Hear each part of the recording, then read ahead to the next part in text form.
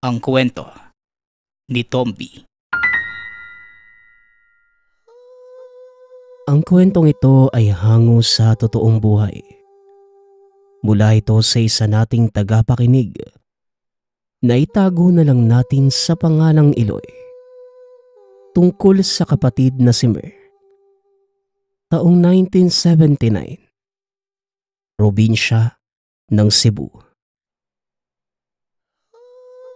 Responsableng kuya kung ituring ng karamihan si Mer. Dahil siya ang panganay sa kanilang magkakapatid. Bata pa lamang, sinalo na niya ang pagiging magulang sa kapatid na si Iloy. Habang si Iloy naman, salungat kay Mer. Palaging nakatambay sa kanto at palaging nakikipag-away. Iniwan sila ng mga magulang sa lolong si Mang Reme. Dahil bata pa lamang ay nagtatrabaho na ang mga ito sa ibang bansa. Kung yun lamang ang usapin, wala naman silang problema gawa ng regular na may padala ang mga magulang. Si Mang Reme naman ay isang manggagamot sa lugar kasama ang apo nitong si Mer. Si Mer lamang ang matyagang umaakay sa mahina ng lolo. Tuwing Sabado at Linggo, 6:00 pa lamang ng umaga ay naglilinis na si Mer ng kwartong gagamitin ni Mang Reme sa panggagamot. Simula 7:00 pa lamang, nagdadagsaan na ang mga tao. Habang si Iloy naman ay naiirita sa mga pasyente at pagdagsaan ng mga ito. Imbes na tumulong sa pagpapapasok ay siya namang pagdadabog nito sa tahanan. Kaya naman, naiinis si Mang Reme sa laging inaasal ng apo. Isang araw habang nakaupo si Iloy sa bakuran, may napansin itong isang binatang lalaki na panay ang titig sa loob ng bahay. Dahil nga sa may ugali itong kanto, pinuntahan niya ang binata at sinabing, "Ano ba nga atin pare?" Tanong ni Iloy. Hindi naman sumagot ang binata. Tinitigan lamang siya nito sabay umalis. Bumalik naman siya sa pagkakaupo at tumabi ang kapatid na si Mer. "Bakit ba mainit ang ulo mo sa amin ni Lolo?" Mahinahong wika ni Mer. "Ewan ko sa'yo kuya, kung ano-anong lumalabas sa bunganga mo eh." Tugon ni Iloy. Bata pa lamang, batid na ni Mer na talagang malayo ang loob ng kapatid. Hindi naman niya masisi dahil naghahanap lamang ito ng kalinga ng totoong mga magulang. Lunes ng umaga, kagaya ng nakagawian, palaging nauunang pumasok si Iloy sa eskwela. Naiiwan namang naglalakad mag-isa si Mer. Isang sikat na mataas na paaralan ng eskwelahan nila. Kaya naman hindi maiiwasang may mga mayayamang estudyante. Dahil sa mayabang itong si Iloy, madalas kinukuha nito ng sapilitan ang baon ng kuya para lamang may pagyabang sa mga kaklase. Hindi naman nagrereklamo si Mer kahit anong gawin ito. Pilit lamang niyang iniintindi ang kapatid. Pagsapit ng hapon, pagkatapos ng eskwela ay nagpaalam ang magkapatid kay Mang Reme. Bibisita muna ang mga ito sa kanilang koprahan. Isa sa mga dinadaanan nila papuntang koprahan ay ang baragatan. Ito ang tawag sa lugar na pinaglalagian ng isang bagat. Habang binabagtas nila ang daan, napukaw ang atensyon ni Iloy dahil may napakalaking asong tumatahol at papalapit sa kanila. Oy kuya, anong gagawin natin?" Wika ni Iloy habang nakahawak sa braso ng kuya. "Wala yan, hindi ka naman yan sasaktan eh. Basta wag mo lang din silang papakialaman." Tugon ni Mer. Napapikit na lamang si Iloy sa takot at nang makalapit naman ito sa kanila, Inamoy lamang sila at kagad din namang umalis. Nang marating nila ang koprahan ay wala ng katao-tao. Marahil nagsiuwian na ang lahat ng kanilang trabahador. Matagal nang may napapansin si Eloy sa isang banda. May napakatatangkad na mga ligaw na damo sa lugar. Ngunit ang gitnang parte ay hindi na tinutubuan. Bakit kaya walang tumutubo doon sa gitna? Tanong ni Eloy.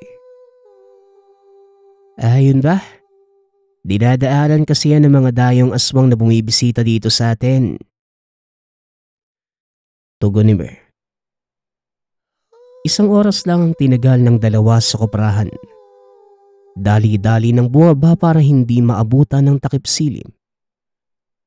Pagkarating sa tahanan, napansin ng dalawa ang binatang lalaki na nakatayo sa labas.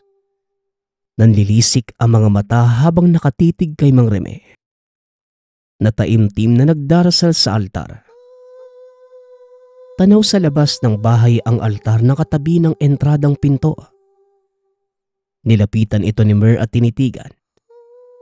Ito din yung binatang sinita ni Eloy noong nakaraan. May naramdamang kakaiba si Mer. Ayon sa kanya, bukod sa hindi nila kabaranggayang binata, mapapansin mo din na medyo malapad ang tenga nito kesa sa normal at may napakasangsang na amoy. Kung anong nilalang ka man, umalis ka sa harapan ko. Wika ni Mer. Sa pagkakataong yon, tinitigan siya ng binata at dali-daling umalis. 12:00 ng hating gabi. Nagising si Eloy dahil tinatawag siya ng kalikasan. Papunta sa palikuran madadaanan mo ang kwarto ni Mang Reme. Sa hindi sinasadyang pagkakataon, nasilayan ni Eloy ang ginagawa ng lolo ng mga oras na yon. Dahil sa bukas ang pinto, kitang-kita sa kinatatayuan ni Eloy ang lolo. May hawak na gintong tabak at pinupunasan ito gamit ang pulang tela. Matapos yon, itinabi niya ito sa kanyang higaan. Sa dakong gilid ng kwarto, may isang napakalumang baul. Sa labis na kalumaan, naubo pa si Mang Reme habang pinupunasan ang alikabok. Binuksan niya at may kinuha na isang itim na supot. Sa loob ng supot na yon ay may isang sisidla na gawa sa balat ng hayop. May hinugot ito sa loob. At ang tanging nakita lamang ni Eloy ay ang tali sa kwintas na kulay itim. Hinalikan pa ito ng lolo. Maya-maya pat habang hawak ang kwintas, lumuhod si Mang Reme at nagbanggit ng mga orasyon. Umalis na si Eloy at dumiretso na sa palikuran sa takot na mapagalitan ng lolo kung makita siyang nakikiusyoso. Pagkabalik sa higaan, iniisip ni Eloy kung ano nga ba talaga ang palawit sa kwintas na yon at bakit hindi niya makita. Dahil sa lumaki ito sa poder ng lolo, batid na din ito ang mga usapin patungkol sa mga misteryong dala ng elemento at sa bulag. Muli siyang umupo sa kinihigaan, pabulong na sinabing, baka pag nakuha ko yon, makuha ko na rin yung atensyon ni Mang Reme. Wika ni Eloy sa sarili. Bata pa lamang, may nadarama na itong pagkainggit kay Mer. Biyernes ng umaga maagang nagpaalam si Mang Reme para pumunta sa kabilang baryo para puntahan ang isang pasyente. Kagaya ng nakagawian, si Mer ang kasama ni Lolo para umalalay. Kaya sa araw na yon, mag-isang naiwan si Eloy sa bahay.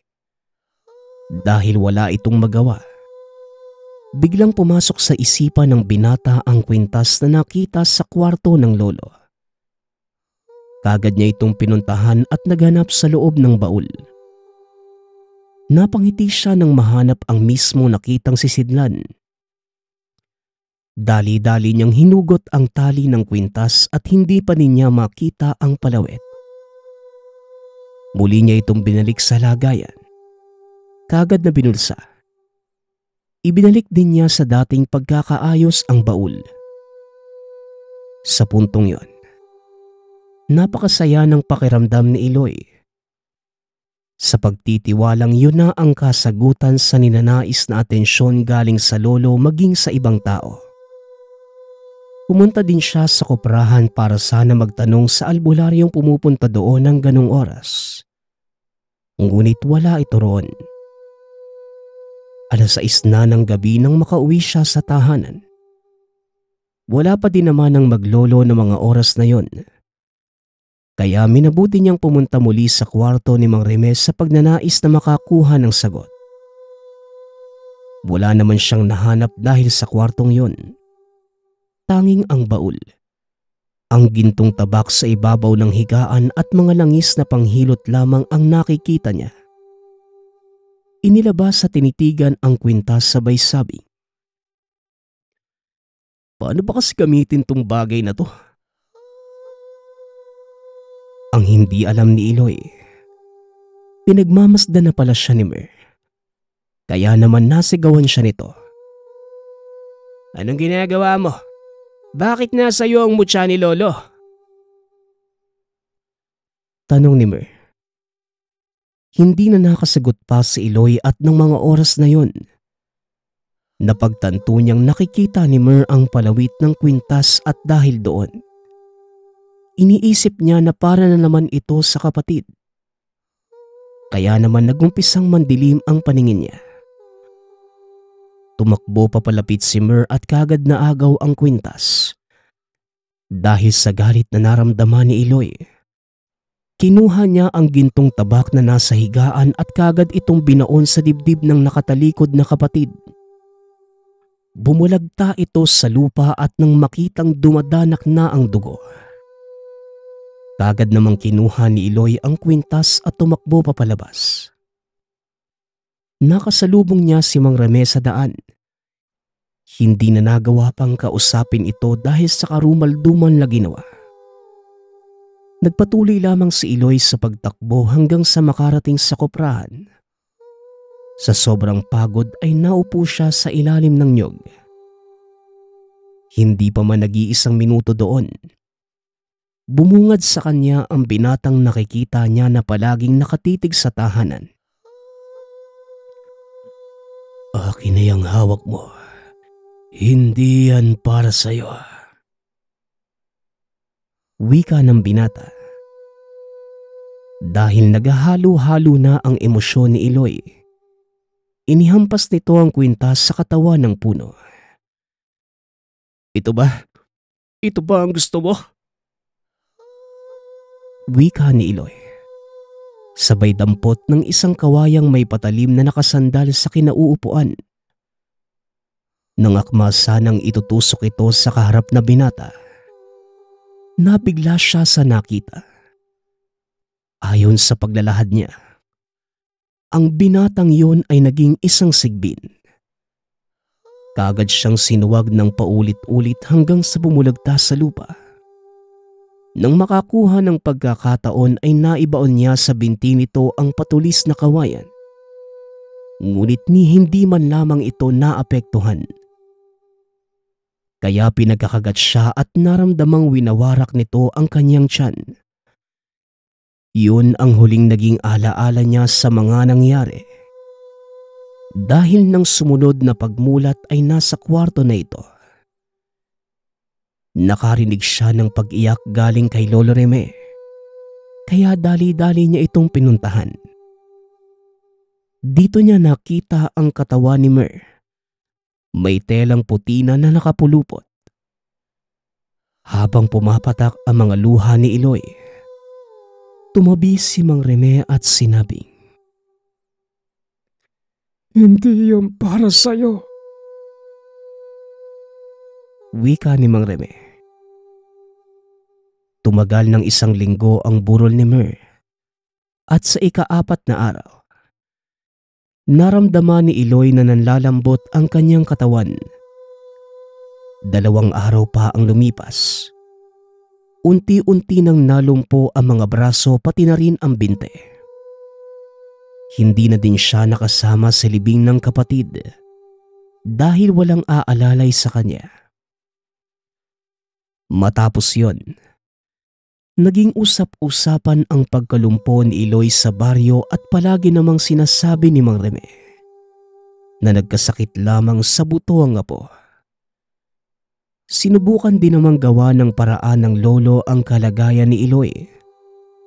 Ngunit malabo na itong maisalba dahil ayon dito, nabuksan ito ang loob ng habak. Yun ang pinakamaling nagawa niya sapagkat hindi ordinaryong tao dapat ang hahawak ng mutya. At isa pa, wala namang kaalaman si Eloy sa anumang dasal. Kaya napasa kanya ang parusang galing sa mutya ng puting sigbin. Dahil sa pangyayaring yun, dito na naputol ang sungay ni Eloy. Magmula din ng malumpo, doon niya pa lamang napagtanto na dati pa man ay talagang mahal na siya ni Mang Reme. Ngunit puro lamang pagkukumpara ang umiiral sa puso niya noong nabubuhay pa ang kapatid. Magpasa hanggang ngayon, nakukuha na ni Eloy na maging masaya sa kabila ng kapansanan. Pero hanggang ngayon, nagsisisi pa din siya sa ginawa sa kapatid.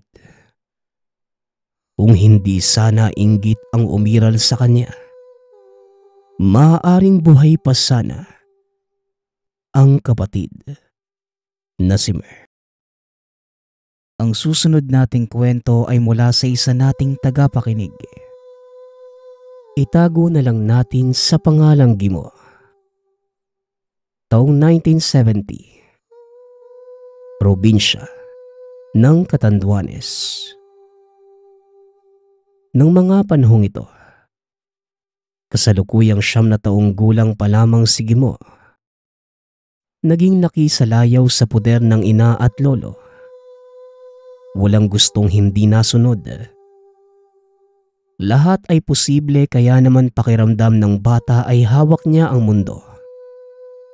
Dahil sa kinakaya naman ng pamilya na ipasok sa eskwelahan. Madalas pumapasok naman si Gimo at marami ang kaibigan kaya nagiging madali ang buhay.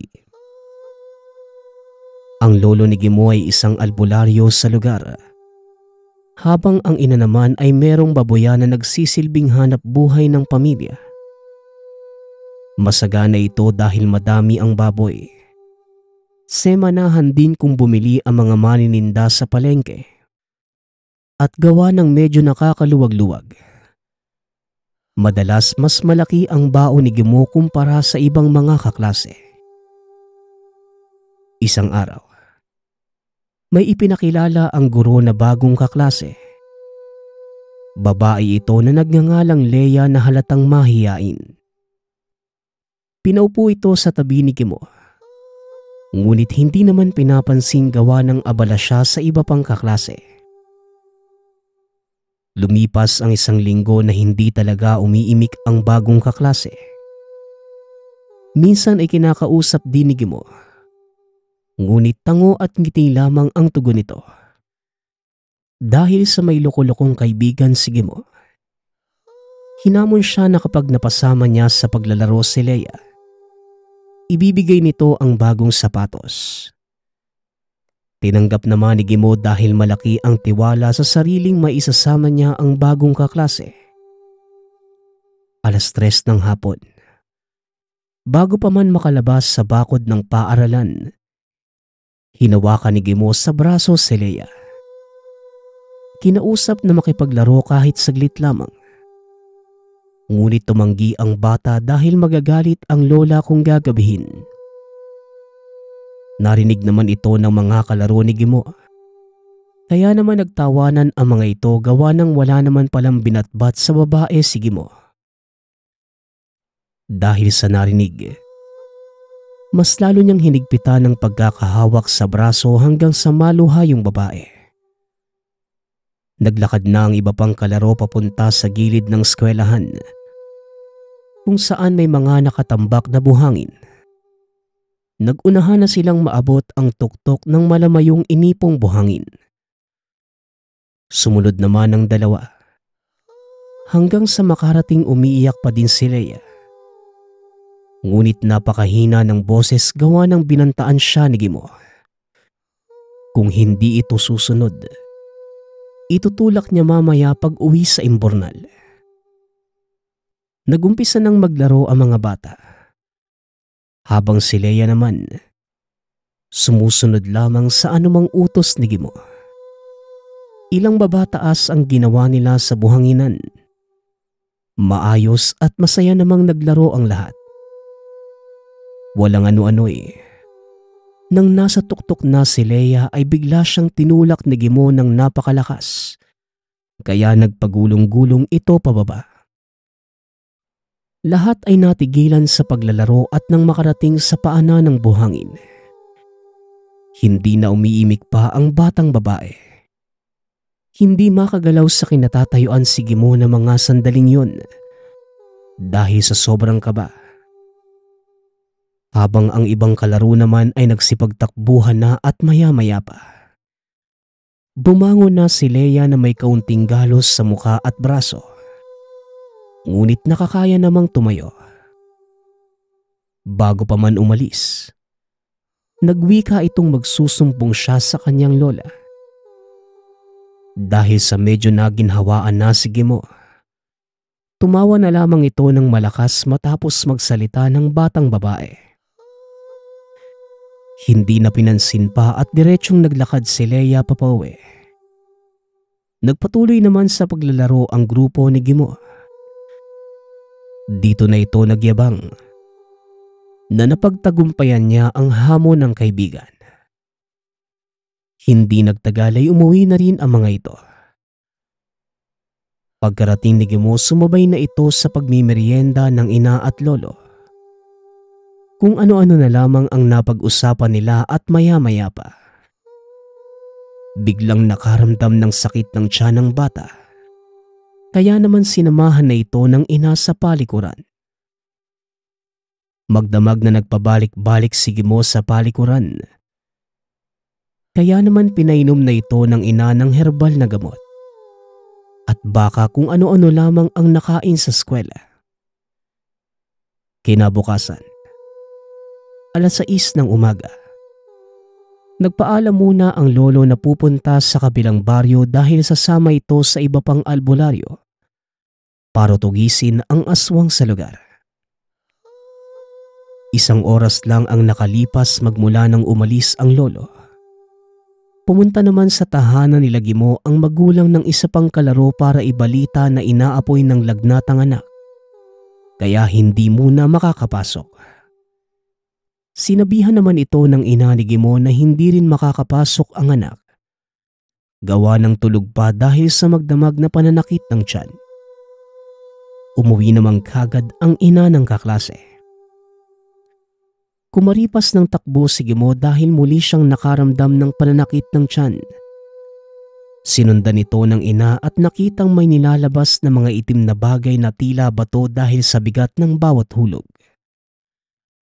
Napunit na din ang puweta ng bata dahil sa napakalalaki ng inilalabas nito na halos mapuno na ng dugo ang palikuran, kaya hindi na ito maawat sa kakaiyak.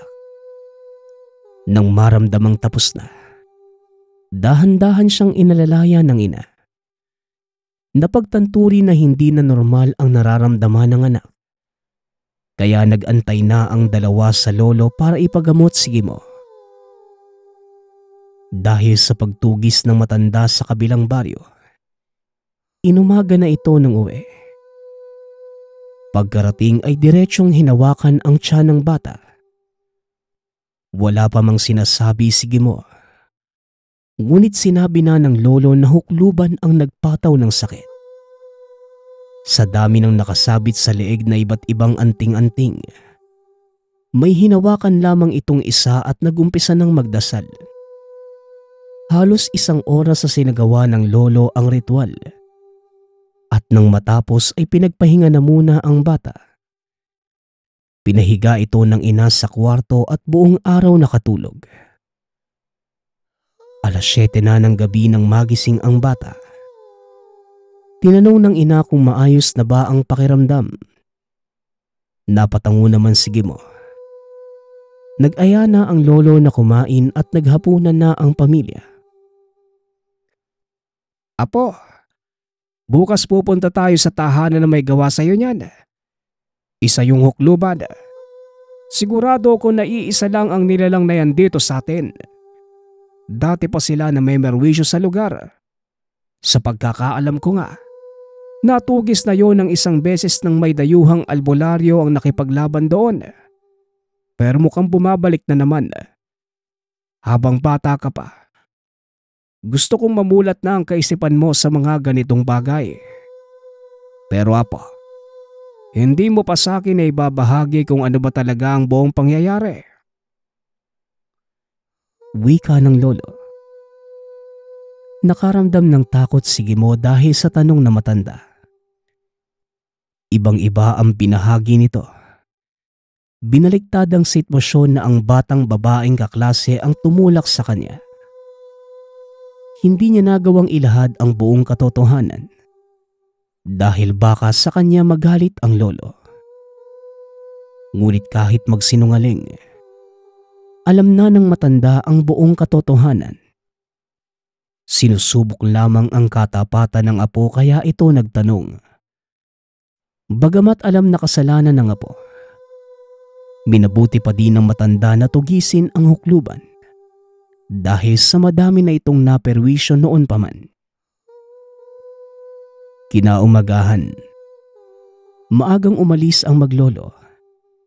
Nakasunod lamang si Gimo sa lahat ng dinadaanan nito hanggang sa makarating sa liblib na lugar kung saan may matatanaw na nag-iisang tahanan. Habang papalapit ang dalawa, namukaan naman ni Gimo ang batang naglalaro sa bakuran. Walang iba kundi ang bagong kaklasing si Leia. Nang makita si Gimo ay tumakbo na ito papasok ng tahanan. Samantalang ang lolo naman, diretsong pumasok sa loob at hinanap ang may-ari ng bahay.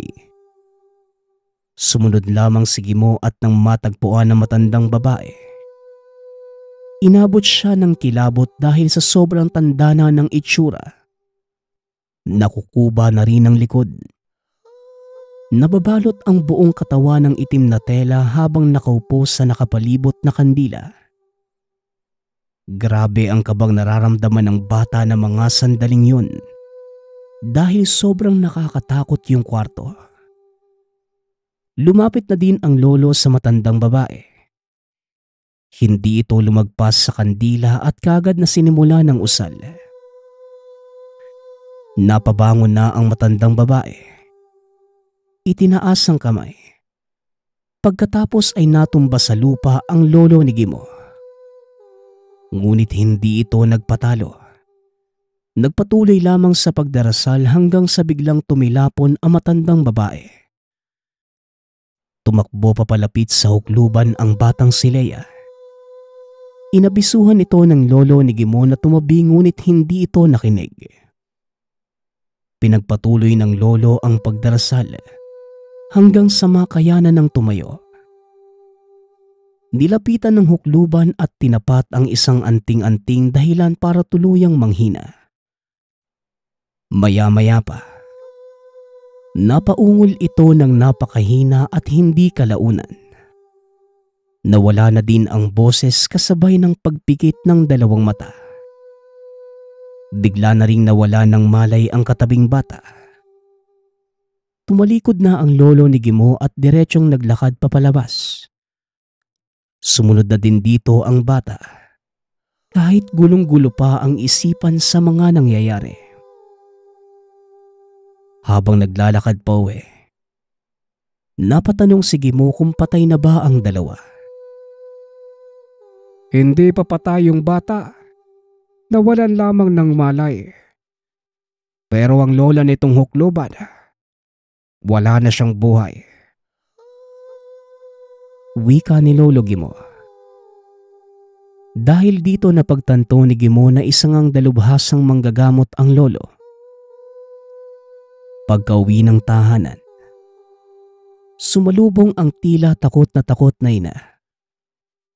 Ayon dito, dalawa sa mga kalaro ni Gimo ang nabalitaang patay na. Nakaramdam ng kilabot ang bata. Ngunit ayon sa lolo, ayos na ito. Huwag na siyang mag-alala dahil patay na ang hukluban sa lugar. Ang pagkamatay ng mga ito ay dahil sa pinataw na sakit ng nilalang. Pinaalalahanan din ito ang apo na sa susunod, wag nang magsisinungaling dahil kahit ano paman ang itago, malalaman din niya ang totoo. Malas na lamang ng dalawang bata dahil hindi kagad na ipagamot ng mga magulang. Hanggang sa lumipas pa ang 10 taon, nagbinata na si Gimo. Dito na siya nag-umpisang turuan ng lolo ng mga karunungan. Naiintindihan man ang mga ito, ngunit hindi pa lubos na naaaral ang libro. Kaya masasabing hindi pa handa na tumulong sa panggagamot. Isang araw, habang naglalakad sa lugar si Gimo, may nakasalubong ito na isang magandang babae. Nagkatinginan sila. Namukaan nito na ang babaeng iyon na ang dating kaklasing si Leia. Nang lingunin niya para sana titigang muli, laking gulat ng binata nang nakatitig na ito sa kanya habang nakataas ang kaliwang kamay. Walang ano-ano'y natumba na lamang si Gimo sa lupa. Labis siyang nanghina hanggang sa maipikit na lamang ang mga mata. Sa pagkakataong yon, ito na ang ganti ng minsan inaping kaklase ni Gimo. Tumalikod na ito at naglakad papalayo. Habang ang lolo naman, kagad itong lumapit. Habang nangyayari ang lahat ay nasa gilid lamang ito na nakamasid. Hinawakan nito ang dibdib ni Gimo. Ngunit nalaman niya na ginamitan ito ng pinakamalakas na kakayahan ng hukluban. Kaya nitong bumawi ng isang buhay sa pamamagitan lamang ng pagtaas ng kaliwang kamay. Kaya po, masyado ka pang mahina. Ito na sana ang pagkakataon para mabuhay ka na isang manggagamot. Pero hindi mo kinaya. Wika ng lolo, habang akap-akap ang bangkay ng apo. Hindi na ito bago sa matanda. Gawa ng dati na ding sumubok na maging manggagamot ang ama ni Gimo ngunit pareho sa anak. Namatay din ito sa kalagitnaan ng pagsasanay. Mahirap. Ngunit yun talaga ang katotohanan sa pagsubok na dinadaanan bilang maging isang manggagamot. Kaya naman tanging malalakas lamang ang paniniwala at pananampalataya ang nagtatagumpay. Dagdag pa ng matanda, maaaring ang pagiging hukluban ni Leia ay namana sa lola. Ginamit itong paraan upang makaganti sa mga minsang ng api sa kanya. Samantala, hindi naman naging madali sa pamilya ang paglibing sa isang 19 na taong gulang pa lamang. Ngunit dahil yun siguro ang kapalaran, paunti-unti itong natanggap ng ina sa tulong ng dalubhasang manggagamot. Ayon dito, kung mas dinoble lamang sana ni Gimo ang pag-aaral, maaaring nalabanan niya ang hukluban sa pamamagitan ng mga namemoryang dasal. Dahil ang pinakamabisang paraan para maging isang manggagamot ay ang solidong pananampalataya. hindi rin may tatanggi ng manggagamot na iba talaga ang ganti ng inaping hukluban. Ang susunod nating kwento ay mula sa isa nating tagapakinig. Naitago na lang natin sa pangalang Gaspar. Taong 1991.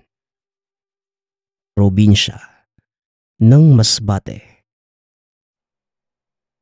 Sa edad na 20 anyos, iginugol ni Gaspar ang oras sa pagtatanim ng kahit anong pwedeng maitanim. Hindi na din ito nagawa pang tapusin ang pag-aaral dahil hirap itong makihalubilo sa mga tao. Isang araw, habang abala sa pagtatabas ng damo, may lumapit sa kanya na isang lalaking halos kasing edad niya. Matikas ang pangangatawan. Napakatangkad at tipikal na Pilipino ang itsura. Makapal din ang kulot na buhok. Likas man na mailap sa tao itong si Gaspar. Ngunit sa pagkakataong yun, hindi siya nagdalawang isip na makipagkaibigan sa lalaki na nagpakilalang Andres. "Gusto mo, tulungan na kita dyan?" Wika ni Andres. "Tara, halika, pasok ka dito." Tugon ni Gaspar. Hanggang sa nagpa siya si Andres na umuwi. Kinabukasan, 6:00 pa lamang ng umaga ay nasa labas na ng tahanan ang kaibigang si Andres. Pagkatapos kumain ng almusal, sabay silang nagdilig ng mga halaman. Hinahayaan naman ito ni Lolo Topacio dahil sa nakikita niyang masaya nga po. Tuwing 4:00 naman ng hapon, umuuwi na si Andres. Isang linggo din ang lumipas na ganoon ang naging buhay ni Gaspar. Naging masaya ito sa palaging pagbisita ng kaibigan. Araw ng Biyernes, 3:00 na ng hapon at hindi mapakali sa kinauupuan si Gaspar. Hindi pa dumadalaw ang kaibigan niyang si Andres. Nakaramdam ng pag-aalala si Gaspar dahil baka kung napano na ang kaibigan sa daan. "Lo, wala namang kayang masamang nangyari sa kanya?" Tanong ni Gaspar. Ay Diyos ko po, huwag kang mag-isip ng ganyan. Baka hindi lang pinapunta ng magulang. Tugon ni Lolo Topacio. "Tao po, Gaspar, Lolo Topacio, andito na po ako." Wika ni Andres mula sa malayo. O sakto, ayun na pala siya po eh. Tugon ni Lolo Topacio. Masayang pinapasok ni Gaspar ang kaibigan sa tahanan. Pagkaupo pa lamang ay diretso itong nagsabing,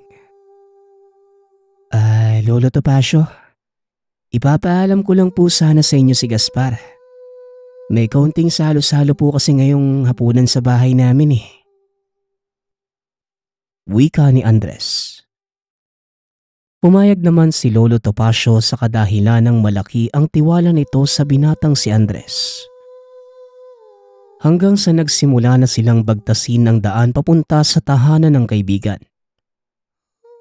Wala mang alam si Gaspar kung saan ito.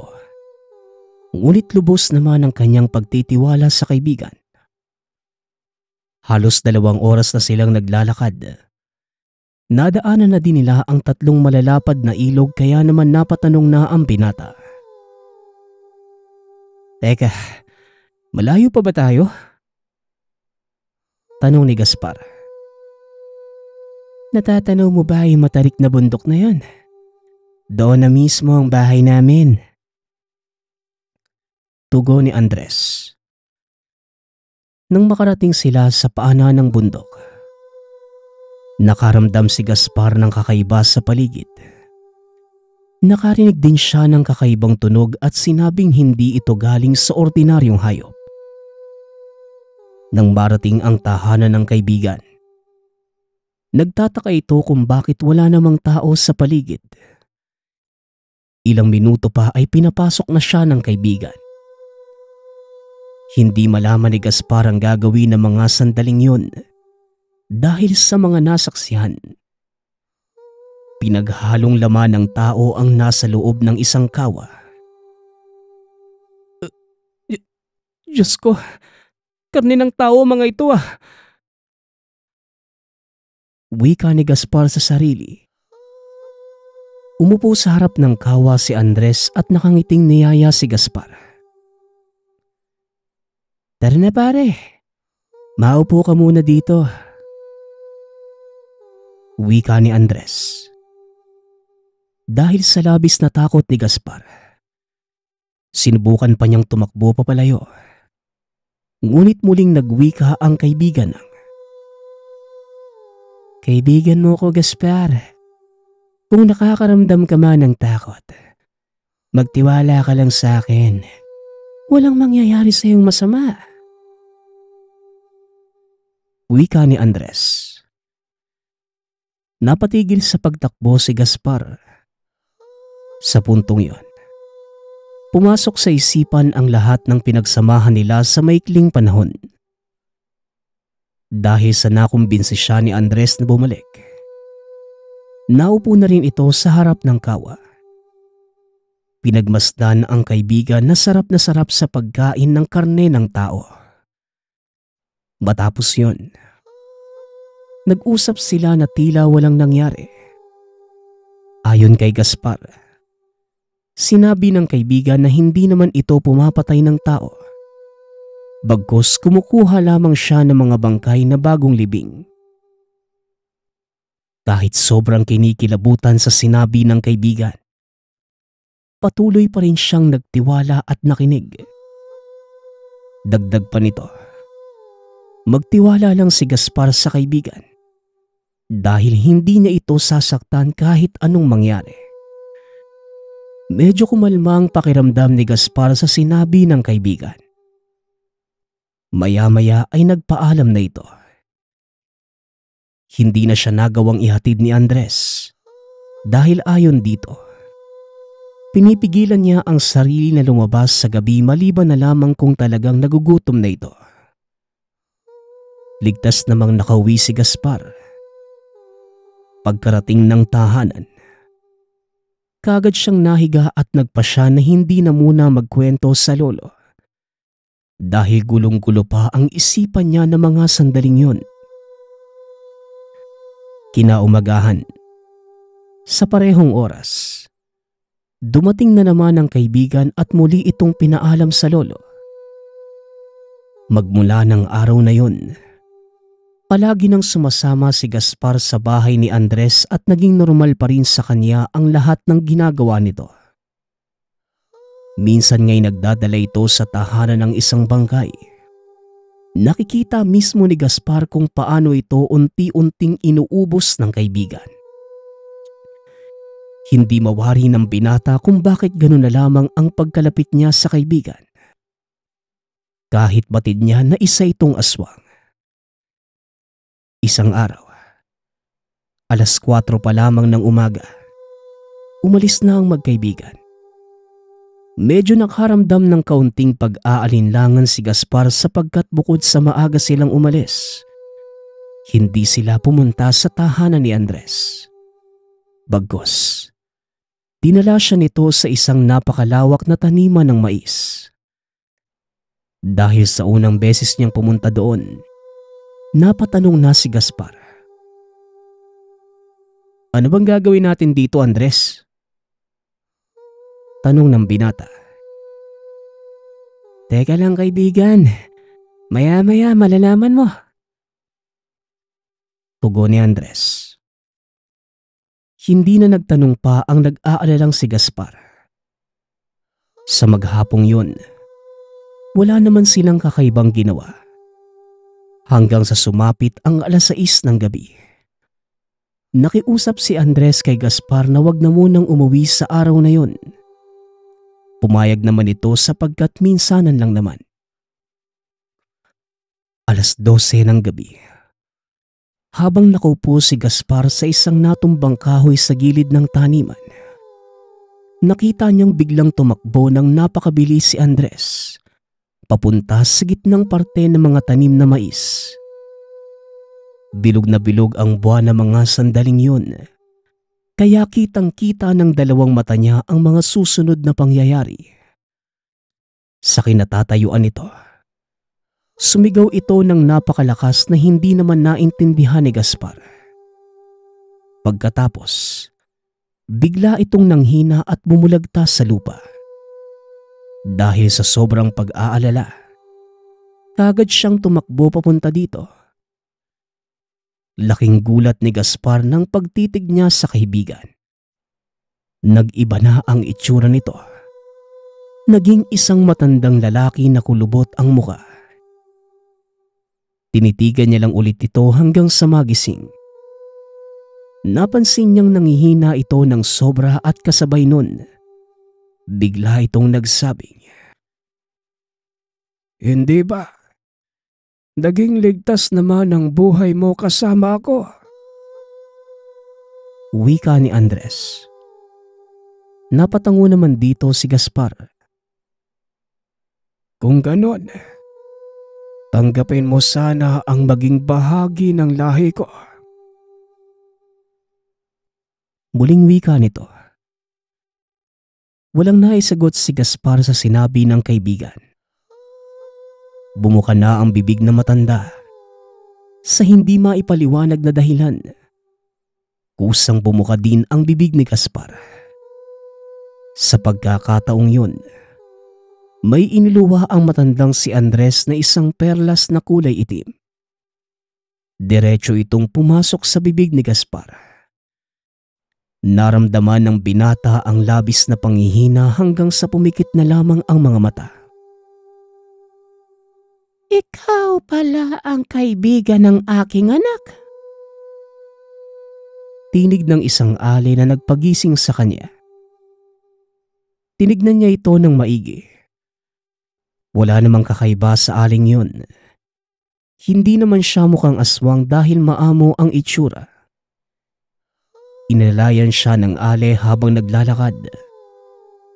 Makailang minuto pa ay nakaramdam si Gaspar ng kakaibang lakas. Napansin niya na biglang lumakas din ang paningin at pangamoy. Magaling! Isa ka na ang ganap na aswang! Wika ng ale. Nang gabing yun, sobrang litong-lito ang isipan ni Gaspar. Kaya napagpasyahan niya na munang umuwi ng tahanan. Habang naglalakad, hirap na hirap itong pigilan ang mga nararamdaman. Sa katunayan nang dumaan siya sa kanilang kapitbahay, labis siyang natakam sa amoy ng hinog na langka. Ang hindi alam ni Gaspar, isa yun sa palatandaan na isa na siyang ganap na aswang. Dahil ganun talaga ang pangamoy ng isang aswang kapag may mamamatay na tao. Isang uri ng aswang na tinatawag ng nakararami na anduduno. Halos mawalan na ng lakas si Gaspar na mga panahong yun dahil sa pilit niyang paglaban sa kakaibang nararamdaman. Nang marating ang tahanan, natumba ito sa harap mismo ng lolo. Dito niya sinabi ang lahat ng mga nangyari. Naintindihan naman ito ni Lolo Topacio. Kaya humingi siya sa kanya ng paumanhin. Gamit ang mahabang lubid, itinali siya nito sa puno ng mangga. Tumakbo papalabas para tawagan ang kaibigang albularyo. Pagkarating ng manggagamot sa tahanan, nagsagawa ito ng isang ritual na sobrang nakapagpamangha kay Gaspar. Lalo na nang kaliwat kanan siya nitong hagupitin ng buntot page. Mahaba ang naging ritual na ginawa nito hanggang sa nararamdaman ni Gaspar na tila may lumalabas galing sa tiyan. At nang dumaan ito sa lalamunan, Naramdaman ng binata na tila napakadaming buhok at dito siya lalong napasukan ng tuluyan. Ang perlas na itim na lumabas kay Gaspar, ito ang mismong ginamit ng albularyo sa pagpapagaling sa kanya. Nakatulog ang binata kaya hindi na niya nalaman ang buong detalye. Nang muli siyang dumilat, umaga na at nakahiga na sa kanyang kwarto. Kinagabihan ng araw na yon, sumugod sa tahanan nila ang alin na tumulong sa kanya sa maisan. Naramdaman ni Gaspar na galit ito. Nanlilisik ang mga mata. Pinipilit nitong pumasok sa tahanan. Sinubukan naman ni Gaspar na pigilan ng ale. Ngunit napakalakas nito kaya hindi siya nagtagumpay. Pinuntahan ng matanda si Lolo Topacio na naguhugas na ng pinggan. Sabay hinawakan na mahigpit sa dalawang braso. Tinitigan ng mata sa mata. Narinig niyang may mga usalitong binabanggit at ilang segundo lamang ay natumba na ang lolo. Diretsong lumabas ng tahanan ng ale. Hindi na din humihinga si Lolo Topacio ng buhatin niya. Kumaripas pa ng takbo si Gaspar sa albularyo. Ngunit hindi na din ito naisalba pa ng matanda. Pighati at labis na pagsisisi ang nararamdaman ni Gaspar. Nang mga sandaling namatay si Lolo Topacio.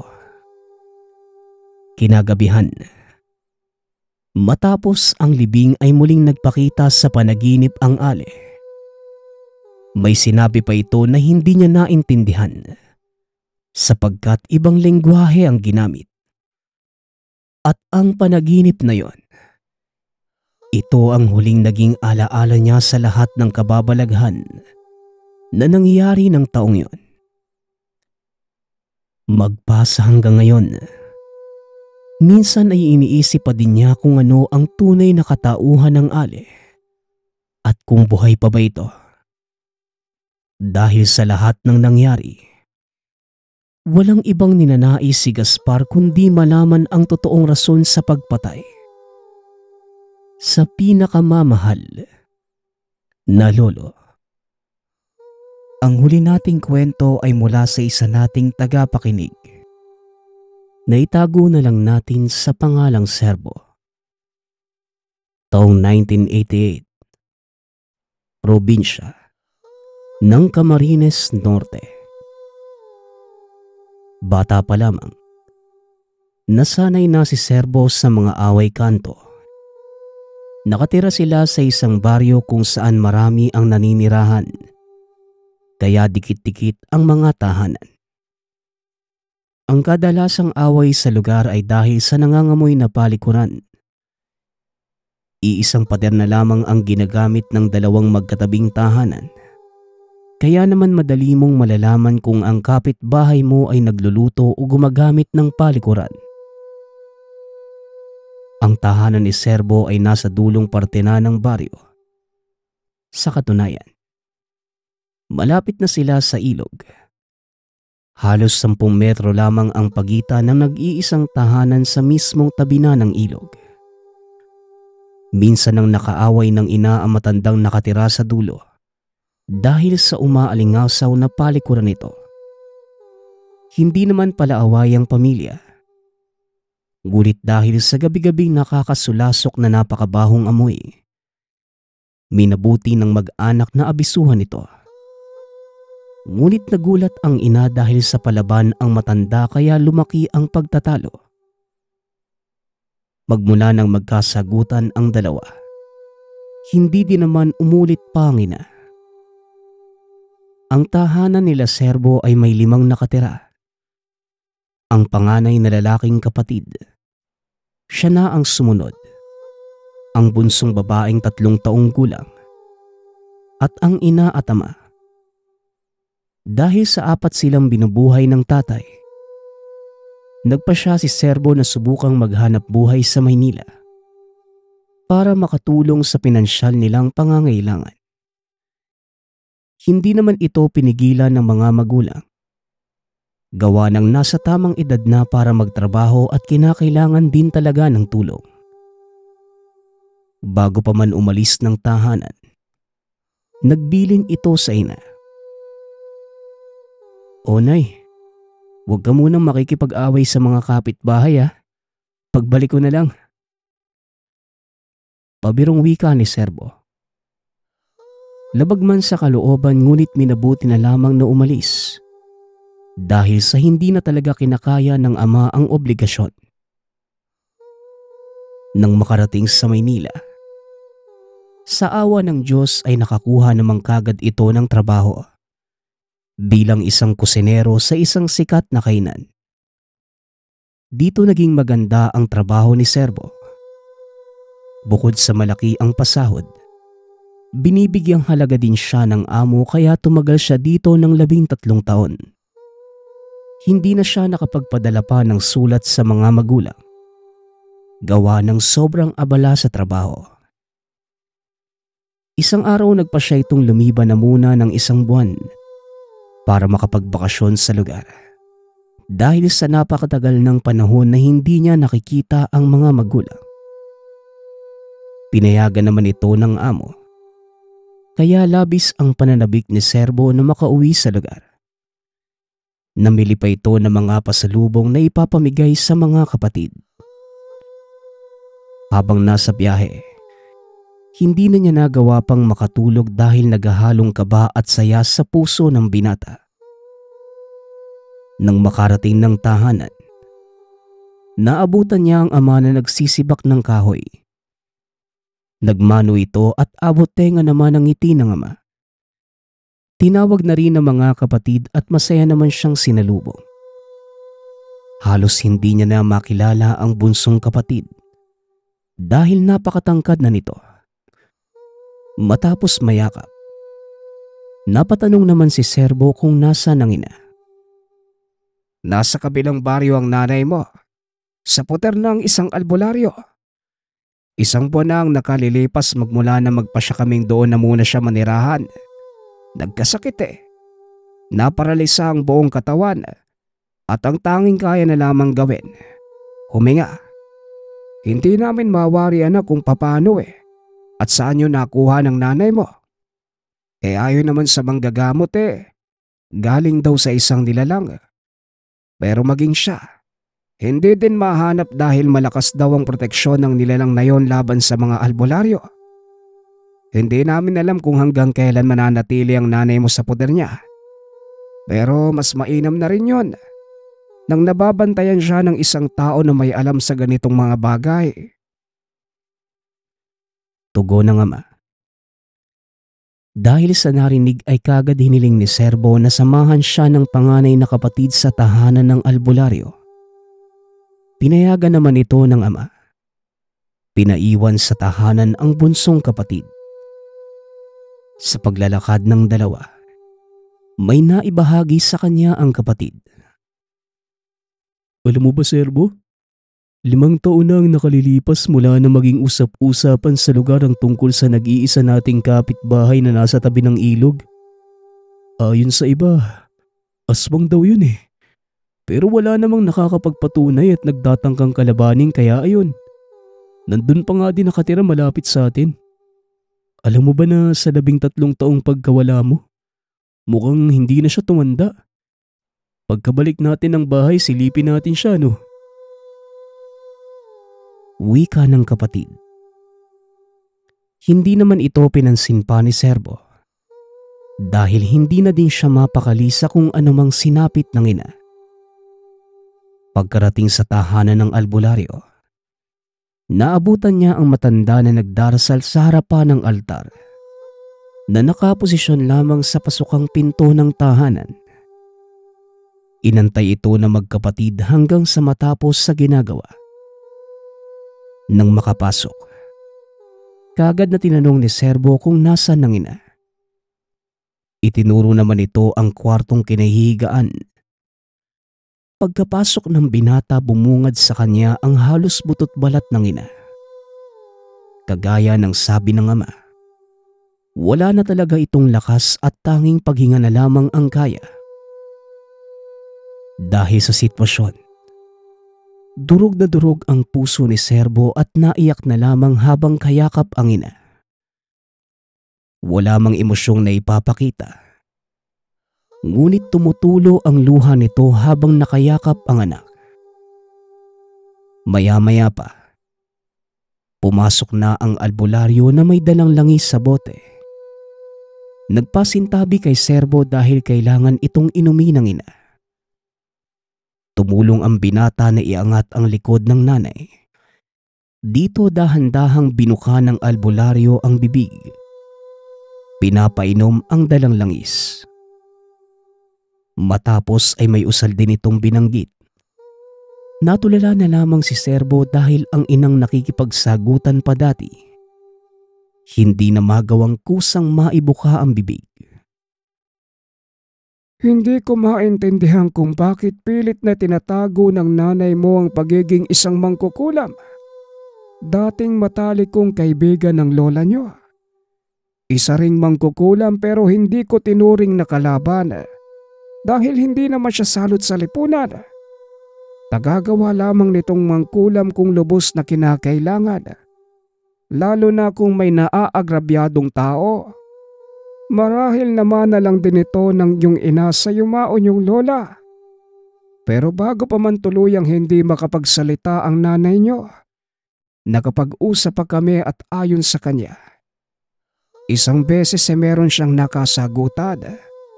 Dahil sa sobrang panggigigil, naisipan niyang magsagawa ng kulam. Isang linggo ding nahawakan ang kaluluwa ng kaaway niya. Pero bigla na lamang itong kumawala sa hindi malamang dahilan. Pagitan lang ang oras magmula ng mabatid ng nanay niyo at pagkatapos, nagsimula ng tumama ang sakit. Wala siyang kaalam-alam na ang kinalaban niya. Isa palang aswang. Nagpabalik ito na matinding sumpa.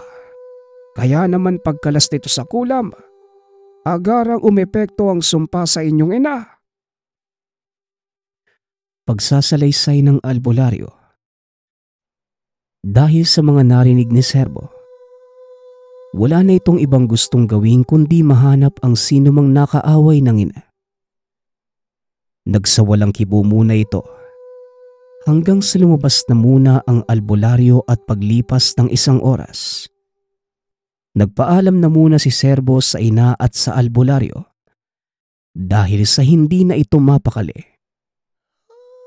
Sa paglalakad ng dalawa, naitanong nito sa kapatid kung sino ba ang nakaaway ng ina noong mga panahong nasa Maynila. Ang tanging nabanggit lamang nito, ang kapitbahay na dati pang nakakasagutan ng ina. Muli silang nagkasagutan ilang araw bago mag-umpisang magkasakit ang ina at dahil dito, wala nang ibang nasa isip si Serbo kundi puntahan ang tahanan ng kapitbahay. Nang makarating ang dalawa, wala namang naabutan at dahil bukas ang pinto, nangahas na pumasok si Serbo at wala din namang napala dahil sa halos walang laman ang tahanan. Maliban na lamang sa isang lamesa at damit na nakakalat sa sahig. Nangakmang papaalis na ang dalawa. Bigla namang dumating ang matanda. Tinitigan sila nito ng masama at hinila na ng kapatid si Serbo. Kaya hindi na ito nakabalik. Maiging pinayuhan na huwag magpapadala sa emosyon, lalo pat hindi nakakasiguro sa pagkatao ng kapitbahay.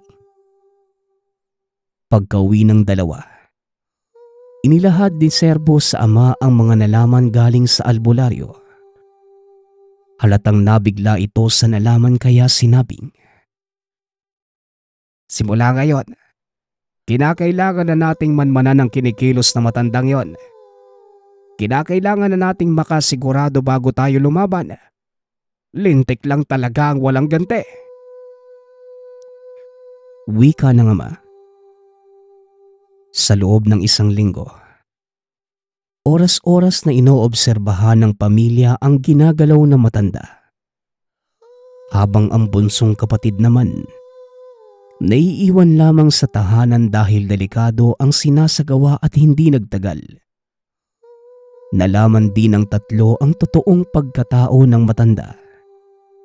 Gawa ng isang beses sa gitna ng dilim, nahuli nila itong nagpalit mismo ng anyo. Galing sa pagiging matandang babae, naging isang mabangis na aso. Hindi naman ito napansin ng tatlo dahil nakatago sila sa putikan at binalot ang mga sarili ng napakakapal na puti. Kinaumagahan matapos masilayan ang pangyayari, kumuha ang tatlo ng mga halamang makabuhay sa bundok dahil ayon sa ama, ito ay mabisang paraan para hindi na makalabas ang aswang sa sariling tahanan. Nang sumunod pang araw, naghanda sila ng tigi-isang bolo na gagamitin kung sakaling umatake ang aswang. Ngunit ang pinakalayunin, magsilbing panghukay sa tinanim na mga makabuhay. Si Serbo na din ang nagdala ng mga halaman. 5:00 pa lamang ng umaga, nagmamanman na ang mga ito sa tahanan ng aswang. Makalipas ang 1 oras, nasilayan nilang pumasok na ito ng tahanan. Habang balot na balot sa putik ang buong katawan, dahan-dahang lumapit ang tatlo sa tahanan ng aswang at naghiwa-hiwalay. Pagtataniman ng ama ang 2 dingding, habang tag-isa naman ang magkapatid. Nagukay sila ng walang kaingay-ingay. Nanginginig si Serbo dahil anumang oras, pwedeng bumulaga na lang ang nilalang. Matagumpay naman ang mga ito sa pagtatanim. Maya-maya pa, nagsenyas na ang ama na tumakbo na papalayo. Sa pamamagitan nito, bumilang ang ama ng tatlo at sabay-sabay silang kumaripas. Hindi pa man nakakalayo, umatungal na ang aswang na tila galit na galit. Dire-diretso lamang ang tatlo hanggang sa makatago sa tahanan. Magmula ng araw na yun, hindi na nakita pang nagpagala-gala ang matanda sa barangay. Hanggang sa lumipas pa ang 1 linggo, may umaalingasaw ng napakabaho sa kapitbahay ng pamilya. Lakas loob itong pinuntahan ng ama.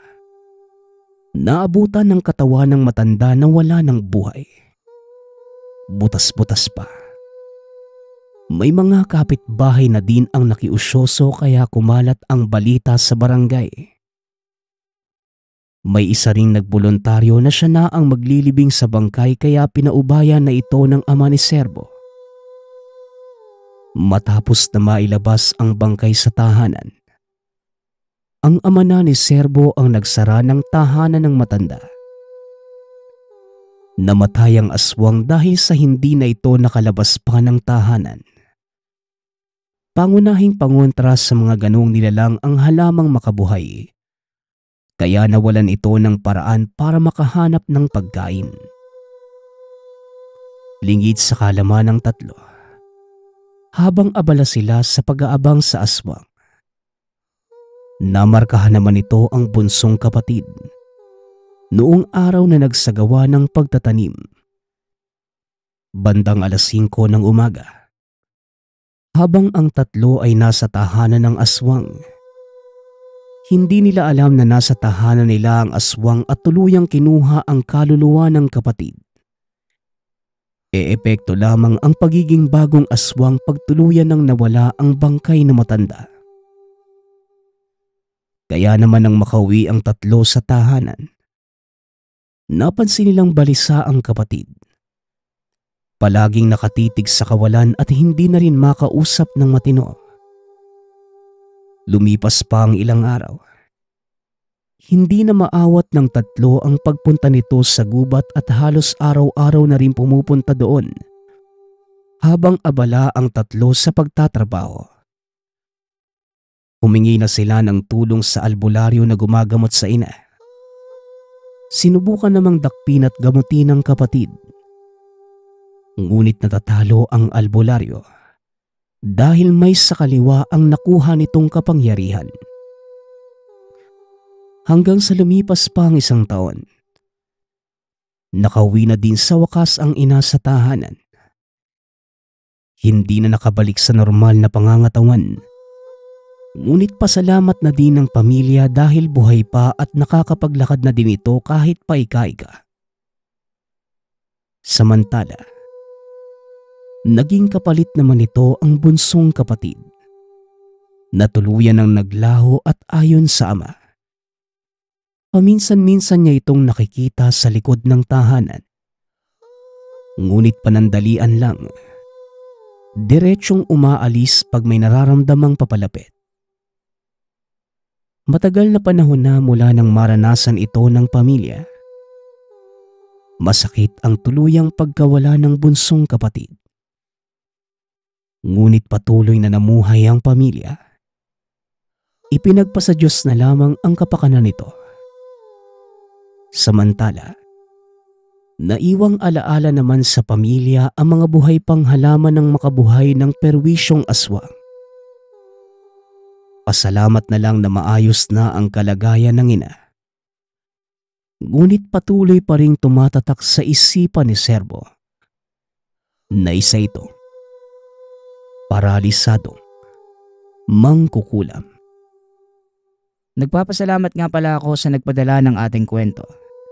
Nawa ay nagustuhan niyo ang inyong napakinggan. Nagpapasalamat din ako sa lahat ng sumusuporta sa ating channel. Nawa ay patuloy niyong suportahan at pakinggan ang ating mga kwento. Hanggang sa muling pakikinig. Paalam.